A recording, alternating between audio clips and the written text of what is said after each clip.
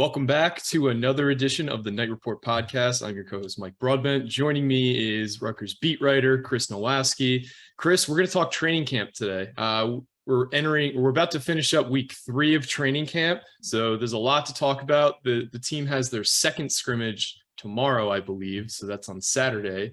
So a lot's starting to get clarified. But before we get into that, this podcast is sponsored by BetOnline. BetOnline is the fastest and easiest way to wager on all your favorite sports contests and events with first-to-market odds and lines. Find reviews and news for every league, including Major League Baseball, NFL, NBA, NHL, combat sports, esports, and even golf. BetOnline continues to be the top online resource for all your sports information, from live in-game betting props and futures. Head to BetOnline today or use your mobile device to join today and make your first sports bet. Use our promo code BELIEVE50, that's BLEAV50, to receive your 50% welcome bonus on your first deposit. BetOnline, where the game starts. Chris, are you a sports betting guy? You got any of the apps on your phone? I do. I don't have bet. BetMGM, but I mean, maybe I have to with this promo, right? I mean, 50% off with BELIEVE50, so it's really a deal you can't beat. For sure. Because a lot of these sites, they aren't offering those sweet welcome bonuses anymore. True. So definitely something. I might have to get on that, right? I mean, who knows? For sure. So training camp. Let's get to training camp now. So you've been there 3 weeks. Yeah. How does the team look overall compared to Schiano's first 2 years in training camp? Obviously, the COVID year, we didn't really have much of anything, but let's compare it to last year. Sure. Yeah, I mean, the team's coming along. I mean, I know in the preseason, the Big Ten media days, Schiano was talking about how he thinks this team is about, where he was in 2004. They're in the cusp of, kind of breaking out. Rutgers has some young pieces right now. There's some growing pains in some spots and, depth issues in others, but there's also good depth in some spots. And, the competitive level is really high, and that's what Schiano wants. Schiano talked about that the other day, how, they're in the dog days of summer, but the guys haven't let up at all. They're working hard. They're practicing hard.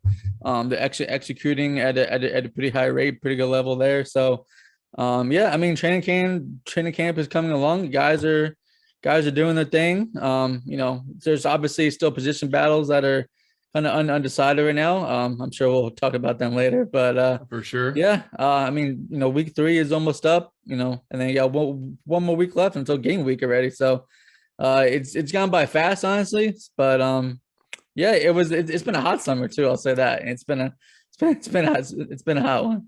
Yeah, no, thankfully the last week it's cooled down a bit, but it's been brutal. It's been in the hundreds in the heat index pretty consistently all summer. The spring was kind of marred by some really devastating injuries to Walker and to Moture. Mm-hmm. This summer, we haven't had any announcements of a season-ending injury. Have we kind of avoided any serious injuries through camp so far?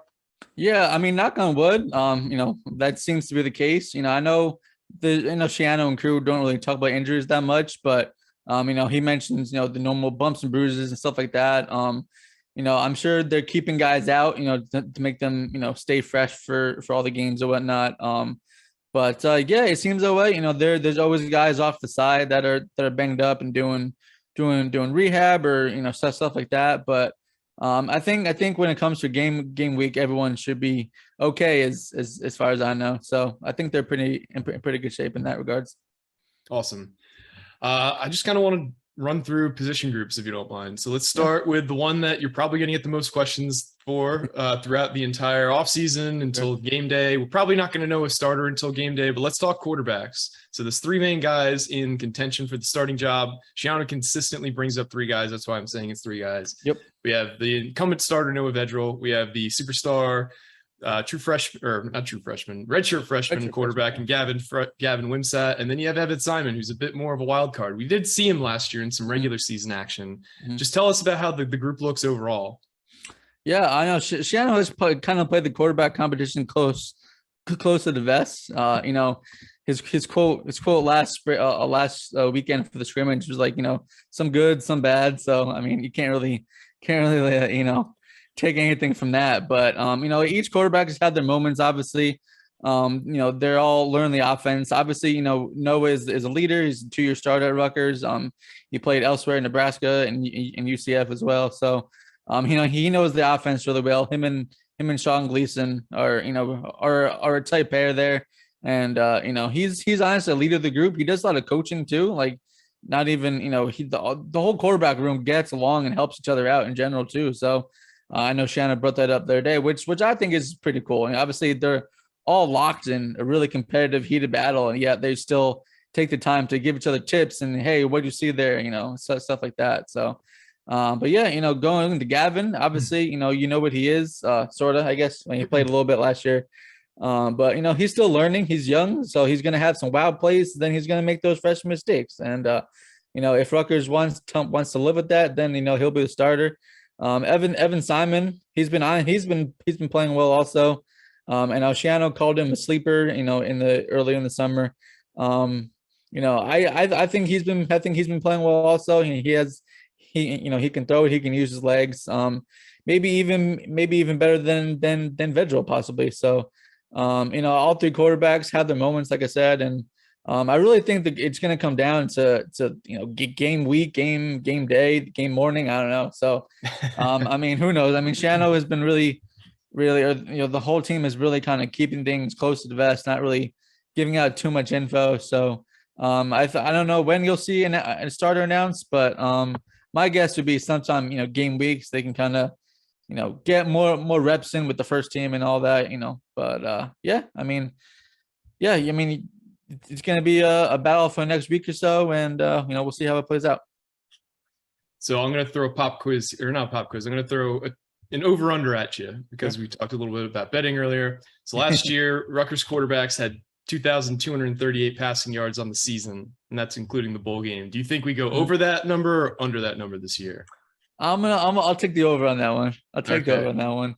It all depends, like, on the offensive line, really. But I think the receivers as a whole are an upgrade compared to last year, and which obviously helps. And the running backs can catch the ball.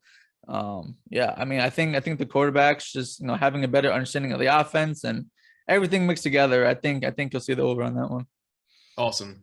So let's move on to the next position group, running back. So we obviously lost the incumbent starter from last year in Isaiah Pacheco, who is lighting up Chiefs training camp, which he's one of the easiest kids to root for. And I'm sure you know that just from talking to him and just everything he's gone through. You can't be happier for Pop.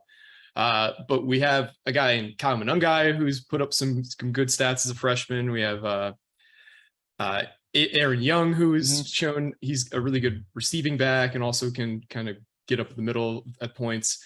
How's the group look overall in camp? Yeah. So far, obviously, Aaron Young was hurt in the bowl game last year. He didn't really do anything in the spring. He's coming along slowly during training camp. So in that regards, Kyle Monungai has kind of gotten the most reps so far. I know he's spoken to the media a couple of times so far this camp.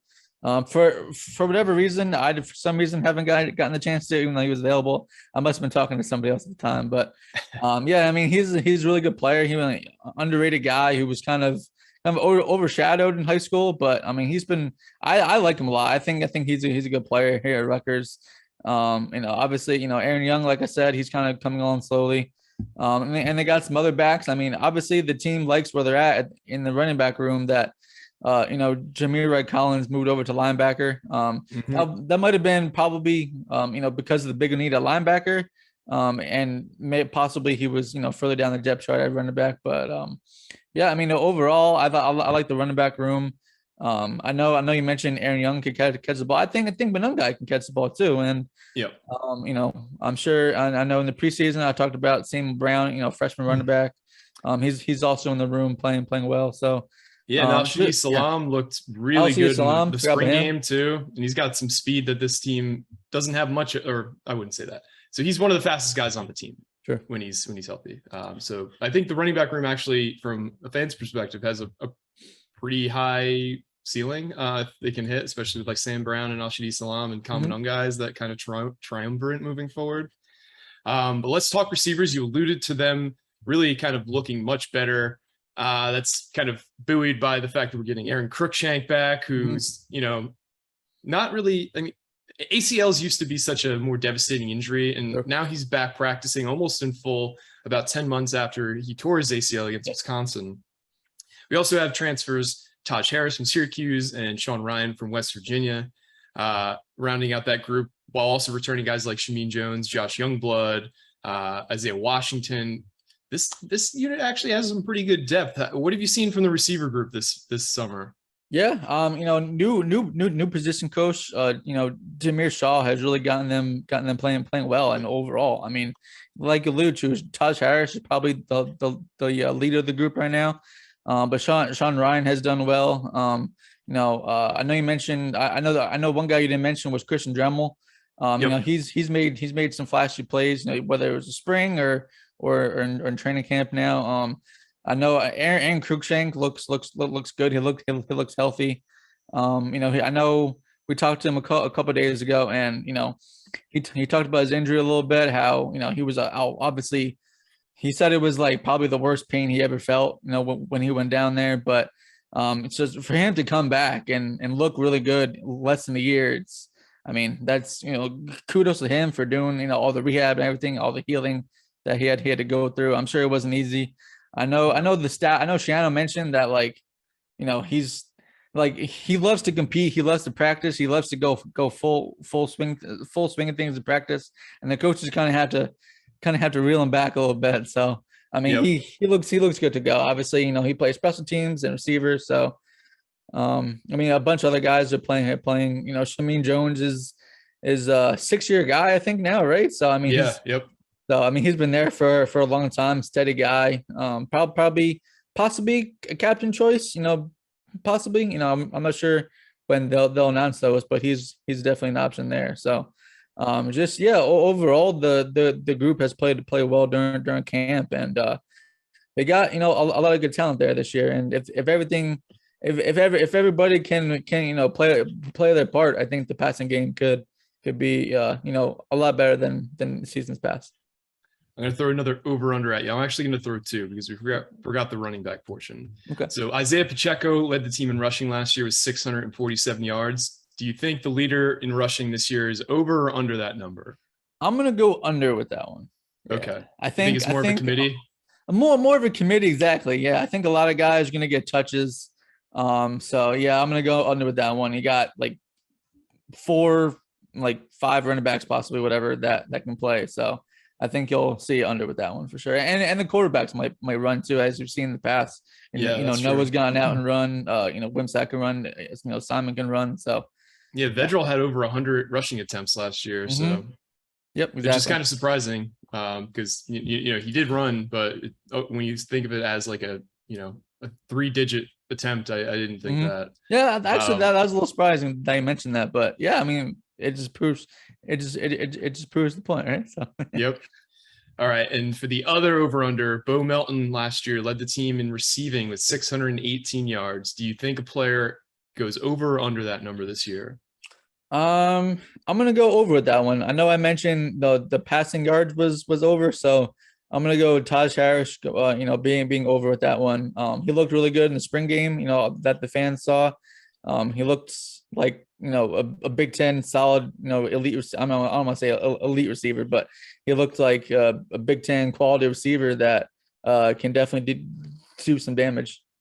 Yeah, anybody who was a Rutgers fan who watched that Syracuse game last year, he was dangerous, man. And I'm so glad he's on Rutgers because we really needed. We had a huge hole at wide receiver 1, and I think he's going to be really, really good. For sure. But now to the position group that everybody's talking about. Offensive line. So Rutgers had a huge portal class in the offensive line. They landed Curtis Dunlap. They landed Willie Tyler. They landed JD Dorenzo. They landed Mike Schifani. They lost Raekwon O'Neal. But just tell us about how the offensive line looks this offseason. Are we going to see basically an entire new group at the starting offensive line, do you think? Just kind of give us your high-level thoughts. Yeah, I know Shannon mentioned the other day that they're coming along. I know he mentioned by inches. Third week of training camp inches, probably not really good, but I know he said, it'll be a steady climb throughout the season. The main thing is to get the starting 5, no matter what position they are. and then figure out who the backups are. A lot of coaches always say pair and a spare. So you're gonna have 2 guards, 2 tackles, and then their backups, and then the center as well. So obviously, yeah, I mean the units come along. They're gonna have some growing pains. There's probably the main one position possibly on offense that I'm concerned about, more so than anybody else. They brought in an influx of guys, and they're trying to have something stick no matter where it is and what position they play. But overall, I think the unit will be better than last year. I don't know by how much. Probably still, lower in the pack in the conference. But if everything goes well, in the spring, to be honest, I thought they were better in the spring than they were in training camp. I'm not sure why that is. Maybe I saw more in training camp than the spring possibly. But yeah, I mean, just overall, the unit is kind of progressing. It's going to continue to progress as the season goes along. A bunch of guys are battling. A lot of positions are unsettled. They're still experimenting a lot, like I said. So yeah, I mean, we'll see how it goes. So I have a weird over-under question here for you. So obviously you're familiar with PFF grades. Mm-hmm. Do you think our highest graded offensive lineman this year via PFF grade is somebody who came from the transfer portal, or somebody who is a Rutgers student athlete prior to last year? I'm going to go returner. I'm gonna go returner. I don't want to give out a name because no. I think this is a way that you can kind of talk about things, but not talk about things at the same time. True. All right, interesting. So an interesting possible returning starter. I'm thinking of a returning starter. There's few returning starters. So there are, and that's a surprise because JD Dorenzo, I felt like he would probably be our best offensive lineman this year. So that's all. Mm-hmm. That's a surprising good thing to hear from you that he might not be. Yeah. And so obviously, I talked to him the other day about the up in competition and talent level going from Sacred Heart to Rutgers. Obviously, he was very good at Sacred Heart. I believe he was an All-American, right? So yeah. Yep. But obviously, the Rutgers defensive line has been really, really good this training camp, and obviously the talent level in the Big Ten overall, he's gonna face some big guys, and I think just having the Big Ten experience might be helpful. And that's a great segue into talking about the next position group. So let's talk about the defensive line. It seems like from what's been trickling out of camp, it sounds like the defensive line is doing really well. Mm-hmm. And, that's tough to tell if that's because they're going against the Rutgers offensive line, or is it because they're actually really good? Schiano's kind of specifically talked about a couple guys after practice, specifically Wes Bailey. Mm-hmm. Tell us a little bit about how the defensive line looks, and anybody he's mentioned specifically that you can talk about. Yeah, I know Shannon mentioned the other day that he thinks about 10 guys can play, which is honestly a great sign. That means you have depth. That means you have depth that's ready to play now. And if you have 10 guys that, maybe they're good in some areas compared to others, but if you have 10 guys who could play, that means you're not going to really have much drop off anywhere. And, that can keep guys fresh, and your better guys can be even better when they're fresh. They're not as banged up, or they're not as tired. They could, obviously rush the passer, stop the run, what have you. But yeah, I mean, Wesley Bailey was a guy I asked Shannon about the other day. He came to Rutgers. In high school, he was a tight end first. And for his senior year, he, switched to defensive end. And, he really found something there. He came to Rutgers. He's gained, 30 pounds of good weight or so since he's been at Rutgers. And redshirt freshman, I want to say, right? Or third, it might be a third-year guy at this point. Yeah, it sounds about right. But I know, obviously, the COVID year back, and I think he redshirted also. So, yeah, I mean, he's a young guy who has a pretty good future in my opinion. He's also talked about Ifan Meja, who was another kind of possible captain, selection there. He was very good at Temple. He was banged up last year a little bit, and it was kind of in training camp, the early part of the season, was kind of set him back. But he really started playing well towards the end of the year, and he's a good player. And he's now adjusted to the Big Ten competition, which is kind of like I talked about with JD Dorenzo. It kind of took Major a little bit to kind of get used to it. But I think he'll be pretty good this year also. I know we talked to Keontae Hamilton and Aaron Lewis as well. Hamilton is a guy who can play inside and out. He started at defensive end, but he played a lot of nose tackle behind Julius Turner last year. Aaron Lewis is a guy, probably a starter. He split time last year with Mike Tverdov. But in all honesty, I think Lewis was kind of more effective last year. And he's only a sophomore still, so he's still a young guy. Very good player, long athletic guy. So I don't know if they've really talked about anybody else, but the unit overall has good depth. And like I said, if you have the depth and keep guys fresh, then I think the defensive line could definitely be a strength of Rutgers this year on defense. All right, throwing another over/under at you here. Let me guess, it's going to be like sacks or something. The leader in sacks last year was Mo Toure with 4.5. Do you think somebody has over or under 4.5 sacks this year? I'm gonna go. That's tough. That's really tough. But I'm gonna go over. Okay. Maybe like a 5 situation. I know they kind of, the linebackers and safeties got involved in kind of blitzing last year and stuff like that. Obviously it remains to be seen with the new defensive coordinator this year how that's going to play out. But I'm gonna go over and possibly Wesley Bailey in mind for me since we talked about him. That was my guess too. There was a thread about guessing all the leaders this year and different stats, and Wes Bailey was the guy I had tabbed for the most sacks this year as well. I just realized we did forget to talk tight ends, so let's just talk those really quickly so we don't forget and get yelled at. So Johnny Langan obviously is returning as the starter. Giovanni Haskins has moved on. We have a couple up and coming tight ends that seem to be getting a lot of hype in Victor Konopka and freshman who just came Mike Higgins. Yep. And we also have Matt Alaimo coming back. Talk a little bit about how the group looks, and I assume it's going to be Johnny Langan again as the starter, but I'll let you take the floor here. Yeah. Johnny Langan is Mr. Johnny Offense, as everyone calls him. Really tough dude. He displayed really good hands last year. He's probably the number one guy. The staff really likes Matt Alaimo. He's played through injuries. He's a tough guy. Honestly, he has really good hands too. I remember, I don't know if a lot of fans are familiar with this, but Rutgers has a podcast they've put out on YouTube, and Matt Alaimo was on there a couple weeks ago. And honestly, I'm pretty sure he said he had the best hands on the team. So, he obviously thinks highly of himself there. I think in the spring game he had a one-handed catch. So, I mean, if he can shake off the injury bug a little bit and be healthy, I think he could be effective. He's gotten better at blocking. He's I know Nunzio Campanelli was saying he's a lot stronger now. I think he's a senior at this point. Mike Higgins and Victor Konopka are kind of similar players. I think you'll see them play later on in their career a lot more. I mean, you might see them this year, but they're kind of similar players. They can catch the ball. They got to work on their blocking, but overall, I think the tight end room is solid. It's not great, but I think it's solid, I should say. Awesome.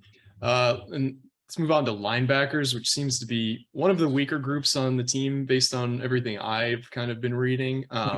Obviously, losing Moses Walker in the spring is really tough. It's a tough blow. Not getting Drew Singleton back is kind of a tough blow. Talk a bit about the linebacker group and what you've seen. Yeah, so I mean, the two main guys right now who Shanna has talked about and who we talked about to practice, Deion Singleton and Tyrone Powell, the two main guys there. It's kind of interesting. They're on different ends of the spectrum, right? I mean, Deion Jennings I think he's a 6-year guy now, so he's been at Rutgers since Chris Ash was there. I personally think he was better than Max Williams. Yeah, they kept playing Max Williams. He kind of flashed and played better in my opinion. Anyway, but Jennings is there. Tyrone Powell is a long guy. He's kind of like a different linebacker. He's really tall. He's kind of thinner, but he can play. He's probably one of the leaders, I would say, the defense now too. He's getting better. Shano thinks the linebackers have made improvement this camp, which is a great sign. They don't have, obviously the depth behind them. But so those guys are probably going to have to play a lot and the majority of the snaps. But there are some other guys that are playing, some walk-ons, some scholarship guys. But the linebacker room is definitely green. But Shano says they are improving. I don't know what that means for game day, how they're going to play. But yeah, there's definitely some depth issues there, but I think the linebackers are getting better. Awesome. I'm sorry. I wanted to No, go mention for it. too. Since you brought up Drew Singleton, I think Rutgers was really trying to get Drew back because they knew they had the depth issues. Probably most likely that's probably the main reason why. But I think he should have been allowed to come back. I know there was like one more avenue that Rutgers could try and get him to come play to come back. But obviously it's not likely once the waiver was already declined twice, I think it was. So, but yeah, I mean, I think Rutgers had a big case for him coming back. I mean, he declared in November. Obviously he got an agent at that point, but Rutgers season was done at that point, and then they got the bowl game invite to the Gator Bowl like a week before the game, and he wanted to play. And then you see guys in other bowl games that are going to be draft picks opt out, and Singleton was unselfish and came back when a lot of his other teammates didn't. So, I mean, I think that speaks volumes to who he is, and he ended up getting hurt, and then maybe that affected his draft stock and his training. I don't know. I mean, I'm not sure if he would get drafted, but yeah. Yeah, I mean, it was a shame that he wasn't, being able to come back, but yeah. Yeah, it's a shame. You got to feel for the kid. Yeah. Jersey but, kid who wanted to come to Rutgers after everything. So. Yep. But let's move on to the defensive backs. So that seems to be a strength of this team. Chiano is going kind of above and beyond to praise a guy like Max Melton, saying he's, he's as talented as any defensive back he's ever coached, which is super high praise, especially from Chiano. What have you seen from them in this summer? Yeah, there's a lot of guys that are playing right now at corner. We've seen, we saw Robert Longerbeam last year. Max Melton is a guy who has NFL potential. Maybe this could be his last year. That's kind of maybe a stretch, considering he missed time last year as well. But he obviously has a talent. I really like Hassan Abraham, who was, Pro Football Focus, first team Big Ten, whatever it was. I think he was maybe defensive MVP of the team last year too. So Hassan Abraham, I like him a lot. He's kind of grown a lot the last couple of years, gotten a lot better and developed. There's other guys, Christian Braswell and stuff like that that are coming along. He was injured last year. But yeah, corner I think is in a good spot overall. And obviously with the tutelage from Mark Orfrey, who all the guys have raved about, and Shiano is the DB guy too. So I think they'll be pretty set there at corner. Yeah, no, it seems like they just especially when you have a guy like Desmond Igbenusin in the bowl game, just really flash, who hadn't really played a whole lot last year. It's nice when you have what seems to be an excess of talent, because Christian Braswell, like you mentioned, was really good at Temple, but he got hurt last year. So him coming back, obviously we got to replace the guy like Trey Avery, who's no longer here, but I feel like the ceiling for the defensive back groups is really high this year, with Max Melton potentially being a dark horse to be a first round pick if he continues his kind of climb as a top defensive back. Yeah. So I'm going to throw another over under at you. So Max Melton led the team in interceptions last year with 3. Do you think the leader in interceptions next year is over or under that number? 3. I'm gonna go. Can I do a push? Can I do like a push? Yeah, you can just pass on this. Yeah, you can push. I'll pass. I think there'll be like maybe a tie for 3 picks. Okay, that's fair. Yeah. And now let's move to special teams. So obviously we have one of the best punters in NCAA history returning, in Adam Korsak. So we don't really need to talk much about him unless we just want to talk about how awesome he is. Yeah, I mean, I could always talk to Adam Korsak. I'm not gonna lie. I'm gonna miss that dude. He's a funny dude. Everybody in the team loves him. He gets along with the media really well, obviously too. So he's just overall great. He seems like a good hang. He was also on one of those podcasts that Rutgers is doing. Yeah. So it was nice to hear a little bit, because he talked about what the bowl game experience was like for him, because he's like getting onto an airplane to go back home to Australia. And he's like, he's not sure if the bowl is going to happen. So he gets on his flight. And then when he lands in Australia, his phone is like completely blown up with people and he has to find a way to get back within a couple days. Yep. But we do have a bit of a competition at kicker. We got a transfer. I don't even know. I know he's an Irish guy named Jude something. Tell us a little bit about how the kickers looked in camp. Yeah, no, Shano mentioned Jude the other day. After the scrimmage, he honestly has a really good leg. Shano likes him a lot. Right now, he says he's the front runner. I'm not sure really how they found him too much. I probably should ask that at some point, but he only mentioned about like his skill set and everything like that. But he's a dude from Ireland. He's got a really good leg. Obviously they have a competition with guys like Jai Patel, Jay Patel, Mike O'Connor's there, Guy Fava as well. So there's a lot of kickers. 4 kickers. Shano said kicked in the scrimmage the other day.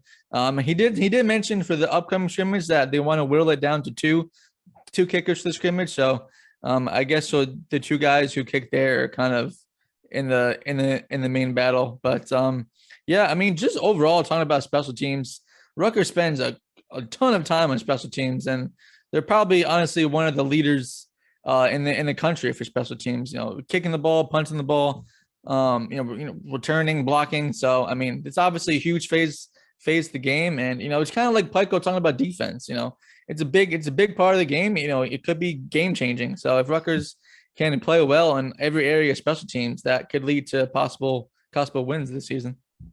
Yeah, I remember when the BTN crew was here, they obviously get to talk about what they see more than you guys, but they were talking about just, how they've gone around the Big Ten. They've been to places all over the country, and they don't think anybody puts as much emphasis on special teams as Shiano does. So obviously that is continued in his 2.0 reign. Yep.